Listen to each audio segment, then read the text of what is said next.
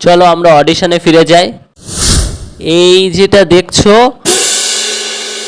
এটা ধরো তোমার স্ত্রী, ঠিক আছে?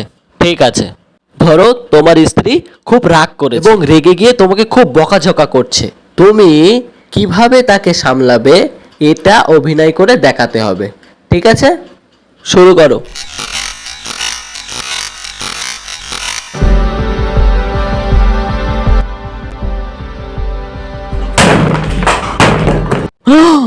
কি ব্যাপার, তুমি ভাঁড় ভেঙে ফেললে কেন?